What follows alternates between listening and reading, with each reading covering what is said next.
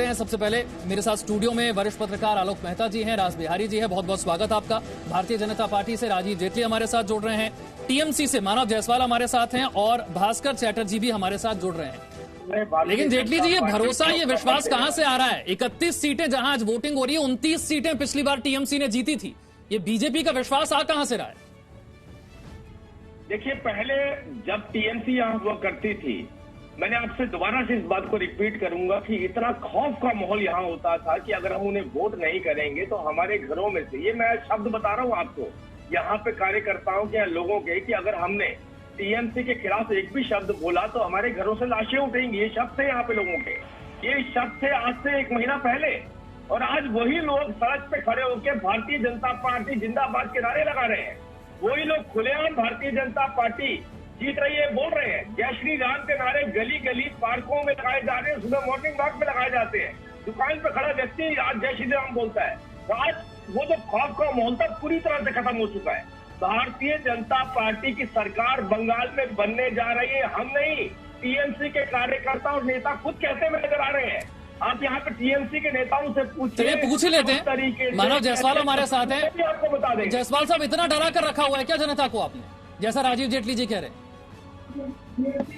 तो राजीव जेटली जी थोड़े भ्रम में जी रहे हैं। वैसे सबको पहले तो सुबह के लिए गुड मॉर्निंग टू एवरीवन, और सभी को मेरा नमस्कार, पूरे देश को मेरा नमस्कार। आज बंगाल जिस तरीके से उत्सव मना रही है, एक गणतंत्र का, जिस तरीके से हमारे यहाँ इलेक्शन हो रहा है, मैं सभी को अवगत कराना चाहता हूँ। जिस तरीके से BJP new and BJP old team में झगड़ा हो रहा है, तो राजीव जी को उसी का भ्रम सता रहा है, क्योंकि उनको पता है कि 2 तारीख को कौन से राम भक्त किस दुर्गा को प्रणाम करेंगे। ये पूरा सिद्ध हो रहा है। और जहां तक बात है सर, जिस तरीके से सुबह से अब कुछ नहीं रखा। राजीव जी, आपने अपनी बात रखी, उन्होंने टोका नहीं। थोड़ा एक बार उनकी बात को सुन लेते हैं, फिर आऊंगा आपके पास। जायसवाल साहब, अपनी बात पूरी कीजिए। सर ये बात आपको बार बार बोलनी पड़ेगी सर, आपके चैनल में। राजीव जी को या बीजेपी के जो प्रवक्ता हैं, उनको बार बार आपको संयम दिलाने की आवश्यकता पड़ेगी, क्योंकि उन लोगों को बौखलाहट दिख रही है। क्योंकि उनको पता है कि उनकी सरकार बनने तो दूर दूर तक है, उनको 50 सीटें भी मिल जाए तो बहुत बड़ी बात होगी। दूसरी बात सर, जो मैं बताना चाहता हूँ, ये जो संतरास का खेल बीजेपी खेलना चाहती है, जिस तरीके से बंगाल को, जिस तरीके से हमारे बंगाल को, हमारे सुखमय बंगाल को, जो पूरे देश और पूरे दुनिया के सामने जिस कलंकित करना चाहती है बीजेपी, वो नहीं होगा। आज हमने देखा है जिस तरीके से हमारी महिलाओं ने घर से निकल के वोट देने की प्रथा शुरू की है, जिस तरीके से उन्होंने शंखनाद किया है, बीजेपी की क्रूरता के लिए। उन्होंने शंखनाद दिया है कि बीजेपी जिस तरीके से बंगाल को खंडित करने के लिए जो छवि बना रही है, उसके लिए क्या है सर? इसका जो मैं आपको सीधा सीधा क्रोनोलॉजी बता देता हूँ सर। आज के डेट में 5 जगहों में इलेक्शन है। तमिलनाडु में शायद एक ही फेज में 234 सीटों का इलेक्शन है। वहां पे बीजेपी सिर्फ 20 सीटों में लड़ रही है, कांग्रेस तो 25 में लड़ रही है। यहाँ पता चलता है बीजेपी कितनी शक्तिशाली पार्टी है देश की। केरला में एक फेज में इलेक्शन खत्म हो जा रहा है, पुडुचेरी में एक फेज में इलेक्शन खत्म। लेकिन जहाँ बीजेपी अपनी भ्रम बजाना चाहती है, सर, जहाँ बीजेपी अपना भ्रम, जहाँ बीजेपी अपने भ्रम को बजाना चाहती है, उस गुब्बारे को फटाना चाहती है, जो गुब्बारा पहले से फटा हुआ है, उसमें असम और बंगाल आते हैं। यहाँ उनका गुब्बारा फटा हुआ है, और वहां पे इनको क्या है कि इनको 8 फेज में इलेक्शन कराना है। ये बहुत ही निंदनीय बातें हैं सर कि बंगाल। ठीक। आप कितने फेज वाली बात तो मुझे लगता है ममता बनर्जी चुनाव के ऐलान के बाद से करें। मैं आलोक मेहता जी से समझना चाहूंगा, अब तो तीसरे चरण में वोटिंग हो रही है, क्या अब भी हम इस चीज को लेकर लड़ेंगे कि कितने फेज में वोटिंग हो रही है? 8 चरण में क्यों है, कम में क्यों नहीं हो रही? बाकी राज्यों में तो एक ही चरण में हो रही है। ये कब तक होगा? सबसे कितनी अच्छी बात है। एक सेकंड सर, सुन लीजिए जायसवाल साहब, सुन लीजिए।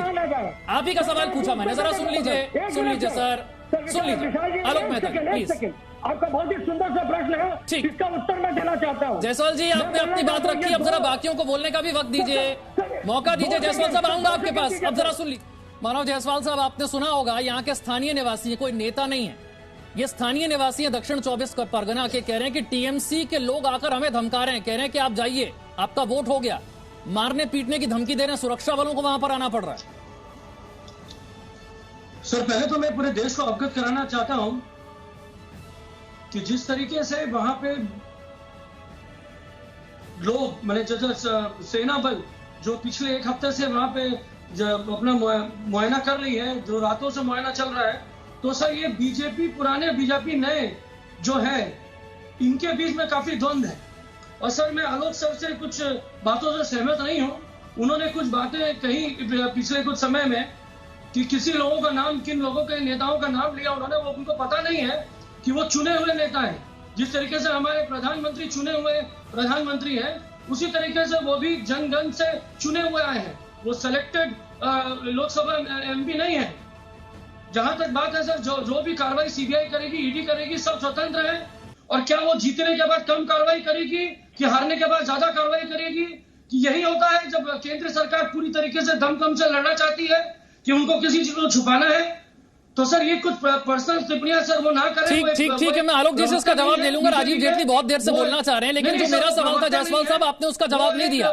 दक्षिण 24 परगना के स्थानीय लोग कह रहे हैं टीएमसी के नेता हमें धमका रहे हैं, वोट नहीं डालने दे रहे हैं। हम वोट डालने गए तो कहा गया आपका वोट हो गया है, यहां से जाइए, मारने पीटने की धमकी दी जा रही है। राजीव जेटली, इलेक्शन कमीशन क्या कर रही है सर? राजीव जेटली, मैं आपको थोड़ी देर पहले यही बात कह रहा था। मैं कलकत्ता में बैठा हूं, आप बंगाल के अंदर आइए, बंगाल को जानिए, बंगाल को देखिए, बंगाल के अंदर परिस्थितियां क्या है।